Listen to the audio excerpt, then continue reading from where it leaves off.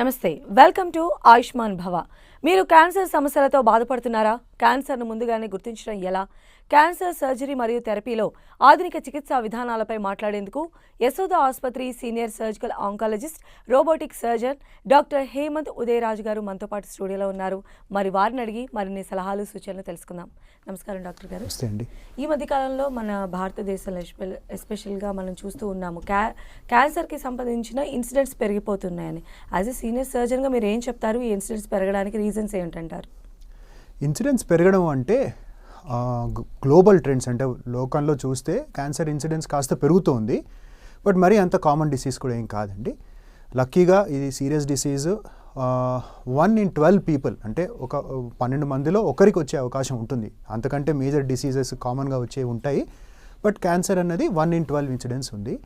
ఈ మధ్యకాలంలో ఇన్సిడెంట్స్ పెరగడంతో పాటు మనం డయాగ్నోసిస్ కూడా ఎక్కువ చేస్తున్నాం.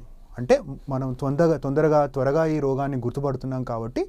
రెండోది, దీని గురించి కాస్త అవగాహన పెరిగింది, డిస్కషన్ ఎక్కువ జరుగుతుంది, అవేర్నెస్ పెరిగింది కాబట్టి మనకు డెఫినెట్గా ఏదో కామన్గా ఉంది అన్నట్టుగా అనిపిస్తుంది. కానీ లక్కీగా it is not a very common disease.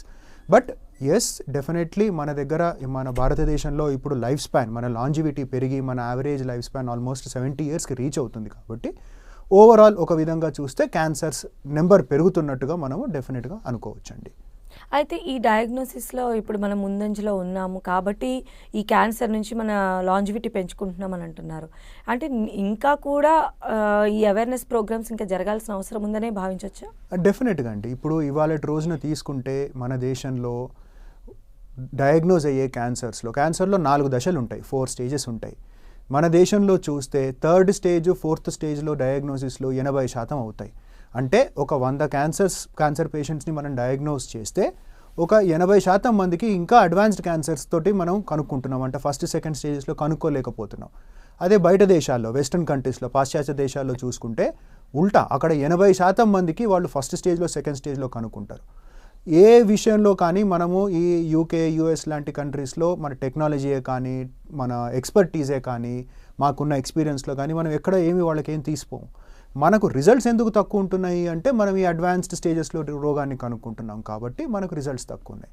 So అవగాహన పెంచి మనం ఎర్లీ స్టేజెస్లో పేషెంట్స్ని మనం డయాగ్నోస్ చేయగలిగితే అప్పుడు మనకు రిజల్ట్స్ కూడా డెఫినెట్గా బెటర్గా ఉంటాయి. ప్రాబ్లం క్యాన్సర్ తోటి ఏంటంటే దానికంటూ ఒక స్పెసిఫిక్ ఒక సూచన, ఒక సైన్, ఒక సిమ్టమ్ ఉండదు. ఇప్పుడు మనకు జ్వరం వస్తే అయినట్టుగా, లేక ఇన్ఫెక్షన్ వస్తే అయినట్టుగా క్యాన్సర్ అన్నదానికి చాలా చిన్న కామన్ సింపుల్ సిమ్టమ్స్ ఉంటాయి. వాటిని ఇగ్నోర్, అంటే వాటిని మనం పట్టించుకోకుండా ఉండే అవకాశాలు ఎక్కువ ఉంటాయి. ఎట్లా అంటే సింపుల్గా చెప్పాలంటే శరీరంలో ఇప్పుడు లేడీస్కి ఉంటే ఇప్పుడు రొమ్ములో కానీ, లేకుంటే శరీరంలో ఎక్కడైనా కానీ చిన్న నొప్పి లేని కంతులు ఉండడము, లేకుంటే ఎక్కడైనా చిన్న పుండులాగా ఉండి నోట్లో కానివ్వండి, లేకుంటే చర్మం మీద ఎక్కడైనా కానివ్వండి మానని పుండు ఉండడము, నొప్పి పెట్టని బాధించని చిన్న ప్రాబ్లమ్స్ చాలా రోజులు కంటిన్యూ అయ్యే లాంగ్ స్టాండింగ్ ప్రాబ్లమ్స్ ఏవైతే ఉంటాయో, లేకుంటే ఏమైనా మచ్చలు, మామూలుగా మనకు పుట్టుకతో వచ్చిన మచ్చలు పెద్దగా అయ్యి వాటిలో కాస్త బ్లీడింగ్ అవ్వడం, నొప్పి అవడము, లేకుంటే మలబద్ధకము, బోవెల్ హ్యాబిట్స్ చేంజ్ అవ్వడము, కంటిన్యూస్గా డయేరియా ఉండడము, చాలా రోజులు కాఫ్ ఉండడము. ఇప్పుడు స్మోకర్స్కి కాఫ్ అనేది కామన్గా ఉంటుంది. అది కొద్దిగా దాంట్లో గుణం మారి చాలా రోజులు కంటిన్యూ అయితే దాన్ని ఎవాల్యుయేట్, చిన్న సిమ్టమ్స్ని ఏవైతే ఉంటాయో కాన్స్టెంట్గా లాంగ్ స్టాండింగ్ సిమ్టమ్స్ని ఇగ్నోర్ చేయకుండా వాటికి సంబంధించిన సింపుల్ కొన్ని బేసిక్ పరీక్షలు చేస్తే మనం ఈ రోగాన్ని కనుక్కోవచ్చు. ఇవి ఎలా తెలుస్తాయి పబ్లిక్కి? క్యాన్సర్ నాకు ఉందా అంటే క్యాన్సర్, ఈ కంప్లైంట్స్ ఉన్న వాళ్ళ క్యాన్సర్ ఉందని నేను చెప్పట్లేదు. కానీ వీటిలలో కొందరికి క్యాన్సర్ ఉండే అవకాశం ఉంది. వాళ్ళు వీటిని ఎవాల్యుయేట్ చేయించుకొని చిన్న బేసిక్ సింపుల్ టెస్ట్ చేయించుకుంటే ఏవైనా ఉంటే బయటపడుతుంది. వాటికి మంచిగా మనం ట్రీట్మెంట్ ఇచ్చి రికవర్ చేసేసేయచ్చు. అయితే అసలు కామన్ క్యాన్సర్స్ ఏముంటాయండి? కామన్ క్యాన్సర్స్ ఏంటి అంటే మన భారతదేశంలో చూస్తే ఇప్పుడు లేడీస్కి సంబంధించి అయితే రొమ్ము క్యాన్సర్, సర్వైకల్ క్యాన్సర్ అంటే గర్భాశయపు ముఖపు క్యాన్సర్, ఎండోమెట్రియల్ క్యాన్సర్ అంటే గర్భసంచికి సంబంధించిన క్యాన్సర్, తర్వాత నోటికి సంబంధించిన, నోరు నాలికకు సంబంధించిన క్యాన్సర్స్ చాలా కామన్గా మన భారతదేశంలో. అదే మగవాళ్ళకు వచ్చే వరకు నోటికి సంబంధించిన క్యాన్సర్స్ అంటే నోరు, నాలిక, దవడకి సంబంధించిన, చెంపకి సంబంధించిన క్యాన్సర్స్, తర్వాత పేగులకు సంబంధించిన క్యాన్సర్స్, ఊపిరితిత్తులు లంగ్స్కి సంబంధించిన క్యాన్సర్స్ చాలా కామన్గా ఉంటాయి. వీటిలో కామన్ ఫ్యాక్టర్ ఒకటి తీసుకుంటే ఏంటంటే టొబాకో. ఈ టొబాకో యూజేజ్ వల్ల ఈ నోటికి మన ఓరల్ క్యాన్సర్స్, నోరు, నాలిక, దవడ క్యాన్సర్స్, ఊపిరితిత్తుల క్యాన్సర్లు, తర్వాత లారింజల్ క్యాన్సర్ అంటే స్వరపేటిక క్యాన్సర్స్, అన్నవాహిక, ఈసోఫేజియల్, ఇవన్నీ కామన్గా కూడా టొబాకో యూజేజ్ తోటి వచ్చే క్యాన్సర్స్ ఇవి. లేడీస్లో వచ్చే గైనకలాజికల్ క్యాన్సర్స్ ఏవైతే ఉన్నాయో, సర్వైకల్ క్యాన్సర్ ఏదైతే ఉందో అది ఒక హెచ్పివి అన్న ఒక ఇన్ఫెక్షన్ వల్ల వస్తుంది. సో ఒక విధంగా చెప్పాలనుకుంటే వీటిని మనం కావాలిస్తే ప్రివెంట్ కూడా చేయొచ్చు. ఎందుకంటే ఈ హెచ్పివి అన్నదానికి మనం ఒక సింపుల్ వ్యాక్సినేషన్ తోటి ప్రివెంట్ చేయొచ్చు. అండ్ ద సేమ్ టైం టొబాకోని కూడా మనం తగ్గించుకోగలిగితే, అవాయిడ్ చేయగలిగితే డెఫినెట్గా క్యాన్సర్ బర్డన్ తగ్గించుకోవచ్చు అండి. అయితే ఈ కామన్ క్యాన్సర్స్ అసలు ఎన్ని రకాలుగా ఉంటాయి అంటారు? ఎవరిలో మనం ఈ మధ్య కాలంలో ఈ రేషియోని ఎక్కువ చూడొచ్చు అంటారు? నేను చెప్పినట్టుగా ఈ మగవాళ్ళలో వచ్చే క్యాన్సర్స్ ఇవి కామన్. ఇవి కాకుండా కూడా మన అన్నవాహిక, పెద్ద పేగు, జీర్ణకోశము, లేడీస్లో కూడా అవి రావచ్చు. ఓవేరియన్ క్యాన్సర్ అనేది కూడా ఒకటి పెరుగుతూ ఉంది ఇన్సిడెన్స్. దీనికి ఈ ఇన్సిడెన్స్ ఎందుకు పెరుగుతుంది అంటే కాస్త మన వెస్టర్నైజేషన్ అనుకోవచ్చు. అంటే మన life style changes, sedentary habits, అంటే మనం ఫిజికల్ వర్క్ ఎక్కువ తగ్గించడము, ఓవర్ వెయిట్, బాడీ వెయిట్ పెంచడం వల్ల, fatty food intake, processed food intake, some amount of stress in life style, pollution, ఇవన్నిటి కారణాల వల్ల కూడా కాస్త పెరుగుతున్నట్టుగా వెస్టర్నైజేషన్, అంటే మనం స్లోగా మన వెస్టర్న్ పద్ధతిలోకి వెళ్తున్నాము. సో వాటి వల్ల ఈ లైఫ్ స్టైల్ చేంజెస్ వల్ల వచ్చే క్యాన్సర్స్ కాస్త పెరుగుదల ఎక్కువ ఉంది ఈ మధ్యలో. అయితే ఎలాంటి డయాగ్నోసిస్, ఏ పద్ధతులు ఉంటాయండి, ఎక్స్ప్లెయిన్ చేస్తారా? సో క్యాన్సర్లో మోస్ట్ క్రూషియల్ ఏంటి అంటే అర్లీ డయాగ్నోసిస్ అనేది మోస్ట్ ఇంపార్టెంట్. నేను చెప్పినట్టుగా మనకు మంచి ట్రీట్మెంట్ మొడాలిటీస్ ఉన్నా కూడా మనం ఎవరికి అప్లై చేస్తున్నాము అన్నది ఇంపార్టెంట్. సో అర్లీ డయాగ్నోసిస్ ఎట్లా అంటే ఒక ఏజ్ తర్వాత, అంటే ఒక 40-45 తర్వాత మనం చేయించుకోవాల్సిన కొన్ని బేసిక్ ఇన్వెస్టిగేషన్స్ ఉన్నాయి. అది మన అందరము ఏదో సిమ్టమ్ ఉండి లేకుంటే ఏదో ప్రాబ్లం ఉండి కాకుండా స్క్రీనింగ్ టెస్ట్ అని ఉంటాయి. స్క్రీనింగ్ టెస్ట్ అంటే ఏంటి అంటే కంప్లైంట్ లేకుండా మీలాగా నాలాగా నార్మల్గా ఉన్న వాళ్ళు వెళ్ళి చేయించుకోవాల్సిన కొన్ని సింపుల్ పరీక్షలు, ఎక్స్రే, అల్ట్రాసౌండ్, కొన్ని రక్త పరీక్షలు, లేడీస్కి అయితే మ్యామోగ్రామ్ అని రొమ్ముకు చేసే స్కాన్ ఒకటి, తర్వాత అబ్డామినల్ స్కాన్, ఇవి బేసిక్ సింపుల్ టెస్ట్ చేస్తే వాటిలో మనకి ఏంటి నార్మల్, మన ఏజ్కి ఏది నార్మల్, ఆ తర్వాత దాని లోపల ఎవ్రీ ఇయర్ మనలో వచ్చే మార్పులు ఏమున్నాయో చూసి దాని ప్రకారంగా డయాగ్నోస్ చేయొచ్చు. నేను చెప్పినట్టుగా కామన్గా వచ్చే రొమ్ము క్యాన్సర్ ఏదైతే ఉందో, గర్భాశయ క్యాన్సర్ ఏదైతే ఉందో, వీటన్నిటిని మనం ఈజీగా అర్లీ డయాగ్నోసిస్ చేసే అవకాశం ఉంది. అలాగే సింపుల్ సిమ్టమ్స్ చాలా రోజులు కంటిన్యూ అయ్యే సింపుల్, మనకు నొప్పి లేని కంతులు అయి ఉండొచ్చు, మానని పుండులు అయి ఉండొచ్చు, బోవెల్ హ్యాబిట్లో మనకున్న రెగ్యులర్ బోవెల్ హ్యాబిట్లో చేంజెస్ అయి ఉండొచ్చు, క్రానిక్ కాఫ్ అయి ఉండొచ్చు. అంటే చాలా రోజులు మనకు ఒక కంప్లైంట్ ఉండి అది మనని ఎక్కువ బాధించకుండా కూడా ఉన్నా బట్ లాంగ్ టైం కంటిన్యూ అవుతుంది, ఒక కపుల్ ఆఫ్ వీక్స్, మంత్స్, అంటే వాటిని మనం ఎవాల్యుయేట్ చేయించుకోవాలి. మీ జనరల్ ఫిజిషియన్లో దగ్గరలో ఉన్న మీ ఫ్యామిలీ డాక్టర్ తోటి ఎవరితో డిస్కస్ చేసి దీంట్లో ఏమైనా సీరియస్గా ఉండే అవకాశం ఉందా అన్నది మనం మన వైపు నుంచి రావాలి. ఆ డయాగ్నోసిస్ అన్నది పేషెంట్కి బాగా సిమ్టమ్స్ వచ్చినప్పుడు డయాగ్నోస్ చేసే వరకు అది 4th స్టేజ్, 3rd స్టేజ్లో ఉంటుంది. చిన్న సిమ్టమ్స్ని మనం ఎవాల్యుయేట్ చేస్తే మనం ఏమైనా రోగం డెవలప్ అవుతుంటే దాన్ని దొరకబట్టి మనం ట్రీట్మెంట్ చేయొచ్చండి. ఓకే. అయితే ఈ ట్రీట్మెంట్ విధానానికి వచ్చేసరికి ముఖ్యంగా క్యాన్సర్ పేషెంట్స్లో కీమోథెరపీ అంటే దాన్ని ముందు క్యాన్సర్ కన్నా కూడా అదంటేనే భయపడుతూ ఉంటారు. ఆ ట్రీట్మెంట్ వల్ల కూడా చాలా సైడ్ ఎఫెక్ట్స్ ఉన్నాయని చెప్పి భయపడతారు. యాజ్ ఎ డాక్టర్ మీరు ఏం చెప్తారండి? కీమోథెరపీ ట్రీట్మెంట్ నిజంగా కూడా అంత పెయిన్ఫుల్ ఉంటుందా? ఇప్పుడు కీమోథెరపీ అన్నది ఎవరికి ఇస్తారు, ఎందుకు ఇస్తారు అన్న విషయాన్ని మనం తెలుసుకోవాలండి. ఇప్పుడు క్యాన్సర్లో స్టేజెస్ ఉంటాయి. అంటే నేను చెప్పేది బ్రాడ్గా చెప్పేది ఏంటంటే అర్లీ స్టేజెస్లో ఉంటే వాళ్ళకి ట్రీట్మెంట్ యూజువల్లీ సర్జరీ ఉంటుంది, లేకుంటే సమ్ బేసిక్ కీమోథెరపీ ఉంటుంది. స్టేజ్ పెరిగినా కొద్దీ మనం మోర్ పవర్ఫుల్ ట్రీట్మెంట్స్ అప్లై చేయాల్సి ఉంటుంది. అంటే ఒక స్టేజ్ దాటిన తర్వాత సర్జరీతో పాటు కీమోథెరపీ, రేడియోథెరపీ కూడా యాడ్ చేయాల్సి వస్తుంది. ఎందుకంటే మన రిజల్ట్ పెంచుకోవడానికి పేషెంట్కి కాస్త ఎక్కువ ట్రీట్మెంట్ ఇవ్వాల్సి ఉంటుంది. ప్రతి ఒక్క ట్రీట్మెంట్ మొడాలిటీకి దానికి సంబంధించిన అడ్వాంటేజెస్ ఉంటాయి, దానికి సంబంధించిన డిసడ్వాంటేజెస్ ఉంటాయి. మనం చేసే ప్రతి ఒక్క ట్రీట్మెంట్కి దానికి ఎఫెక్ట్ ఉంటుంది, దానికి సైడ్ ఎఫెక్ట్ ఉంటుంది. కీమోథెరపీ అన్నది బేసిక్గా పవర్ఫుల్ మెడిసిన్స్ ఇస్తామండి. ఇప్పుడు మనం దగ్గుకు వేసుకునే మందు కెమికలే, అది కీమోథెరపీనే. మనం జ్వరానికి వేసుకునే మందు కీమోథెరపీనే, యాంటీబయాటిక్ కీమోథెరపీనే, క్యాన్సర్కి ఇచ్చేదాన్ని కూడా కీమోథెరపీనే. కీమోథెరపీ అంటే కెమికల్ తోటి ట్రీట్ చేయడం, that is basically allopathic medicine. But you have to understand that cancer అనేది a serious disease, so it requires some serious treatment. So దానికి సంబంధించిన సైడ్ ఎఫెక్ట్స్ ఉంటాయి. సైడ్ ఎఫెక్ట్స్కి మనం భయపడుతూ మనం ట్రీట్మెంట్ తీసుకోలేదు అంటే అది తప్పు. అది రెండోది, అంత భయపడి బెదిరిపోవాల్సిన అవసరం లేదు. ఈ రోజుల్లో ఉన్న కొత్త కీమోథెరపెటిక్ డ్రగ్స్కి ఏవైతే ఉన్నాయో they are very highly refined drugs. చాలా అడ్వాన్స్డ్ ట్రీట్మెంట్స్ వచ్చాయి, ట్రీట్మెంట్ డెలివరీ సిస్టమ్స్ కూడా మారాయి. We have better understanding of the drugs, we know how it works, దాని సైడ్ ఎఫెక్ట్స్ ఏంటి అవన్నీ. All side effects are temporary.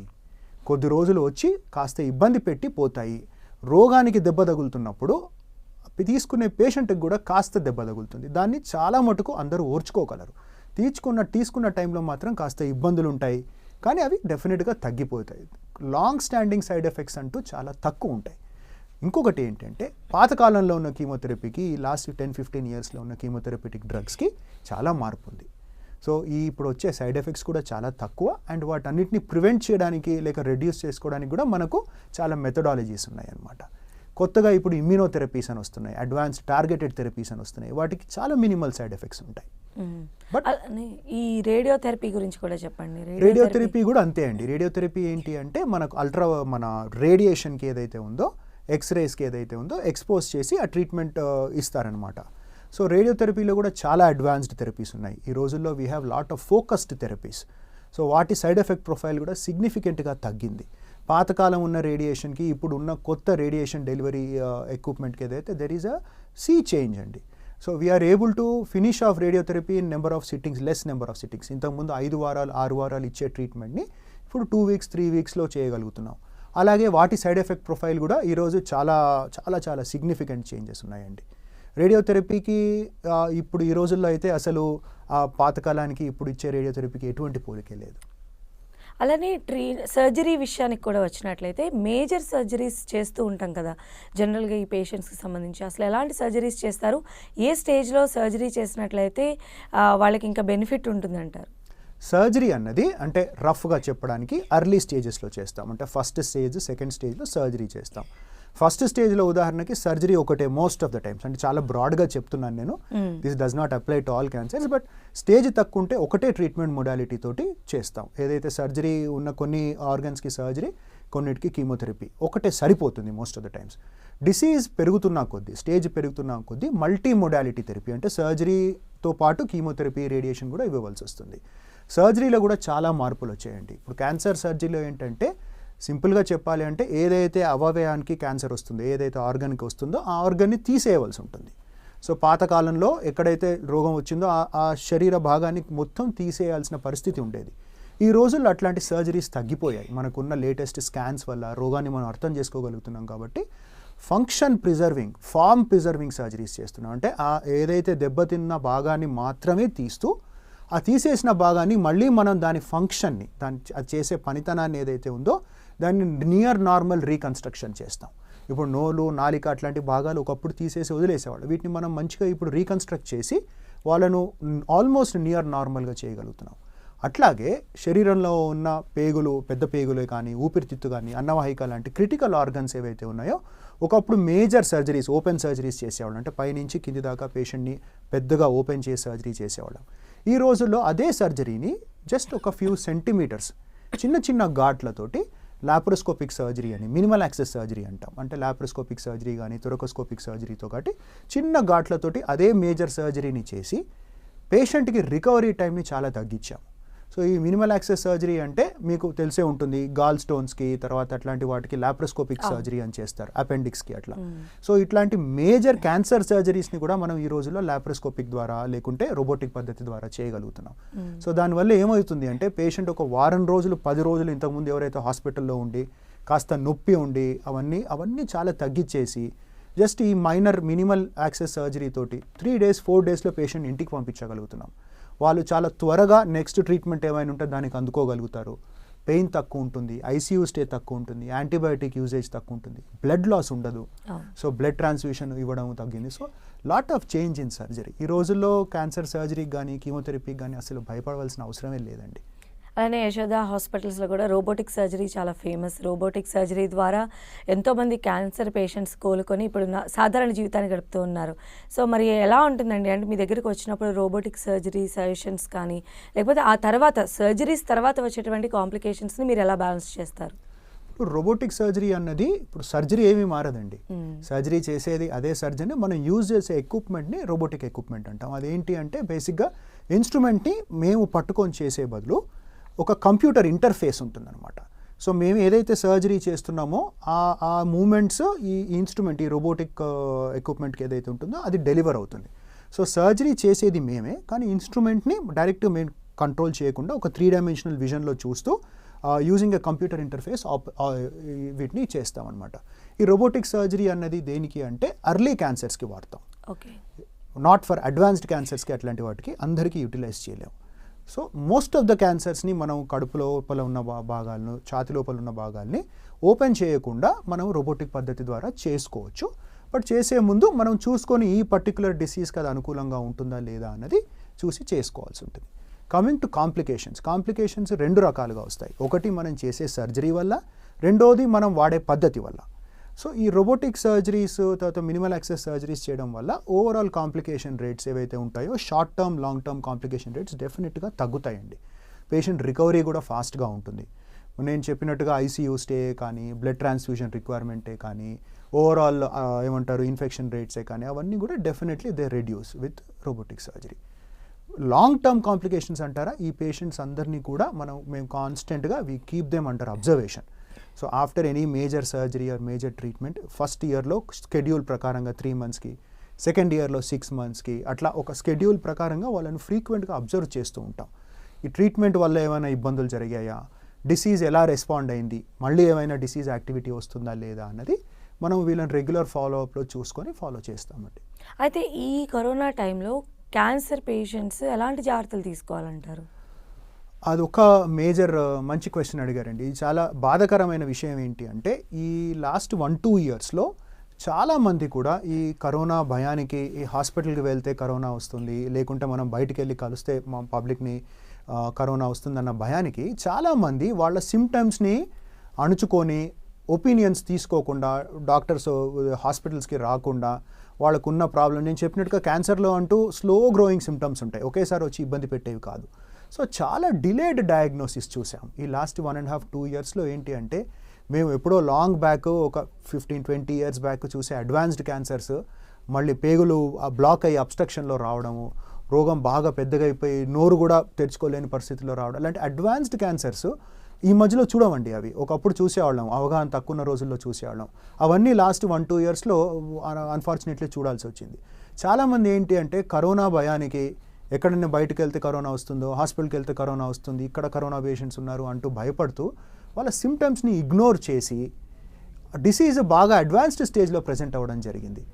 So మా request ఏంటి అంటే, మీకు అనవసరంగా వచ్చి మీరు ఎక్కువ మూవ్ అవ్వాల్సిన అవసరం లేదు. బట్ సేఫ్టీ ప్రికాషన్స్ వాడుతూ, మాస్క్ వేస్తూ, సోషల్ డిస్టెన్స్ మెయింటైన్ చేస్తూ, శానిటైజర్ యూస్ చేస్తూ, మోస్ట్ ఇంపార్టెంట్లీ వ్యాక్సిన్ తీసుకొని, please don't ignore your other symptoms for the fear of corona and Covid.